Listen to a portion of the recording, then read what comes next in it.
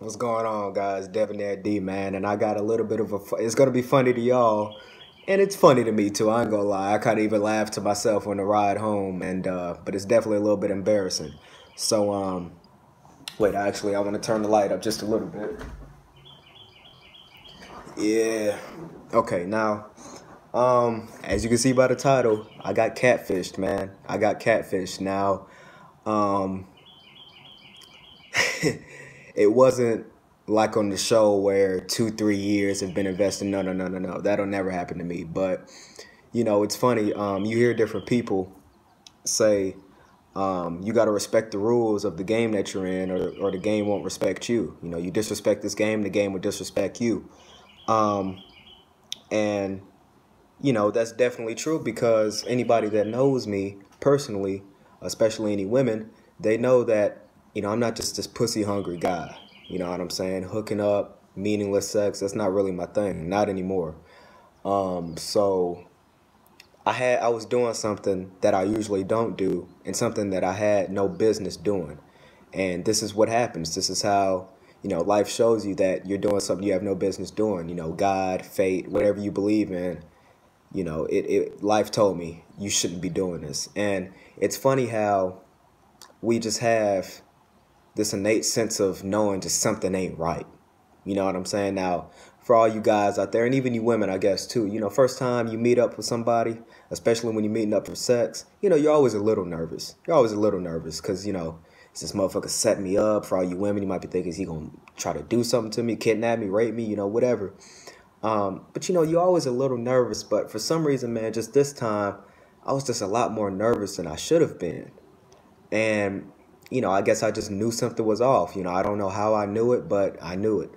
And so getting into how all the events transpired. Now, I told you guys on my transgender deception video, my experience. Hold on, let me back this up a little bit. I told you guys my experience with POF on my transgender deception video. Go check that video out if you haven't seen it yet. But I told you POF was a place of a lot of people who are just not right. You know what I'm saying? Whether or not they be lying or deceiving, whatever. Now, I was pretty much done with the app, but just something came up in me, man, where I just wanted to do something quick. And like I said, I don't even do that. And the cold part is, I had people who I actually know who I could have just called, but I got on the app, man, and there was this person that I had talked to last time I had been on the app because I deleted that from my phone. And now the profile was a woman, and it looked like a woman. The only problem was with the pictures, the woman clearly had breast implants. Now, for all you people who have seen people with breast implants in person, or maybe some pictures you can tell, you can kind of distinguish what they were looking like before they got the implants. I'm talking about women who they clearly have implants. You can kind of tell what they were rocking with beforehand. A woman that already had like B or C cups and then goes up to a D or maybe a double D, you can still see a lot of that natural breast tissue. It's still a certain amount of softness to it.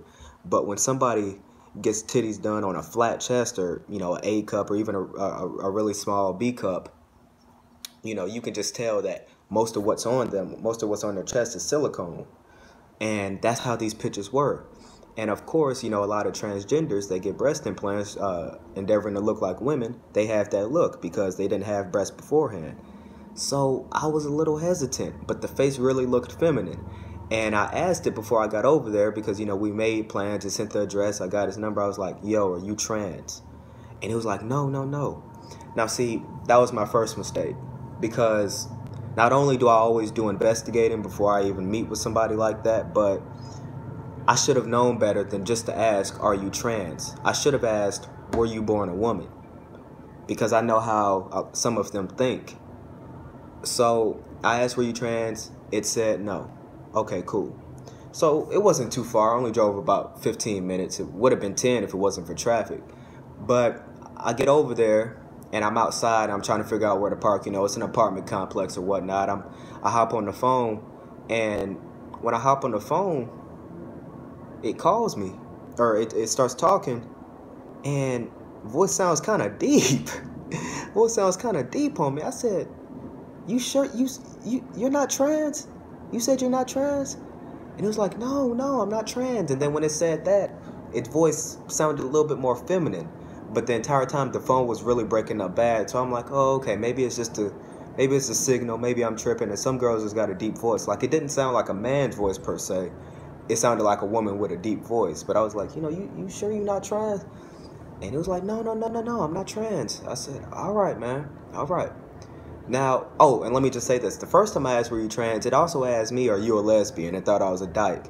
So that was kind of like more reassurance for me that this is actually a woman, because it wants to know if I'm a lesbian, or so I thought. So I park my car, man, and I go in, and I was like, what room you at? What room? Because like I said, it's an apartment complex. And it said, come up to the 4th floor, I'm going to meet you in the hallway. Now, I get up to the hall, and that sounded weird to me. So I'm like, okay, yeah, it's something a little fishy going on. But I'm here, so I'll go up to the 4th floor. And I'm up there for about 5 minutes. I called twice. I didn't get any answer. So I said, man, I'm going to sit here for about 5 more minutes, then I'm gone. You know what I'm saying? This kind of seemed like a setup.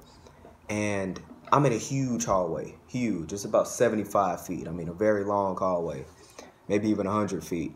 And I'm way down on the other side. I came up some stairs, and then I walked all the way over damn near by the other set of stairs, 100 feet down, And while I was sitting there just chilling, waiting on the call back, waiting those last 5 minutes, I see a gay man come up the stairs that I went up, way down on the other side of the hall. And had a wife beater, it was clearly a gay man, the way it walked and the wife beater and everything. And it goes to its room, and I looked at it. We kind of made eye contact for a slight second, but, I didn't think anything of it. And I went back to just chilling, minding my business, because the gay man went in his room. 3 minutes later, the gay man comes out, says, it was saying something to me. And, the echo and the way it was talking, I couldn't even understand what it was saying. So I walked closer. I said, man, I don't know what you said to me. What? And it said, I'm the one that was on the profile. I said, man. I said, man, why did you lie? Why? And it was just like, I don't know. And for a split second, I wanted to take it there, because I wasted my time. But, man, I was just like, you know what, man, just have a good day. Have a good day.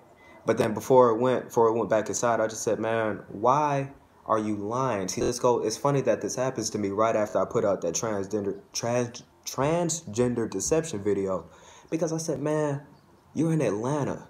There's not a better place on this earth to be a gay black man than Atlanta. Really, just gay, period.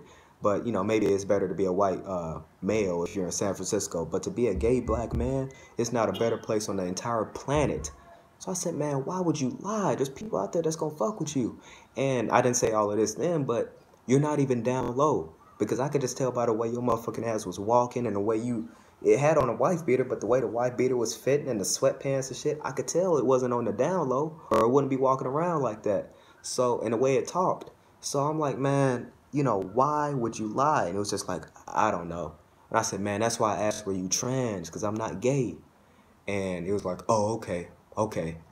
And I was like, all right, man, have a good one. And, I just left, man. And in the car, I couldn't do nothing but laugh, because like I said, I was doing something I had no business doing. I don't be doing that kind of goddamn shit.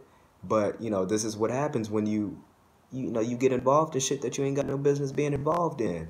You know what I'm saying? And I was thinking back to myself on the way home. I'm like, man, what if I had just knocked on the door and this motherfucker tried to grab me in and trap me in that motherfucker? You know what I'm saying? And it's really crazy that this person thought that I was so horny or whatever that I was just like, oh, okay. I thought you were a woman, but, fuck it. I just want my dick sucked, or I just want to get a nut, or, whatever I would say. That's crazy, man. It really is. That's crazy. But, it's a lesson learned, man. And it's like I said, I just wanted to share this with you guys, because it's so funny that this happened right after. I don't even think it's been a week since I put out that transgender deception video. So, you guys be careful out here, man. And let me tell you this right now. I am done with POF. I ain't fucking with that shit no more, man. That shit is, it's horrible, at least where I am. Or maybe I've been using it too long. I don't know what the problem is, man, but I'm done with that shit, man. But I appreciate you guys watching. Make sure you leave a like, leave a comment if you got some thoughts on the video. And don't forget to share this video if you really like it, man. I appreciate you guys watching. Peace.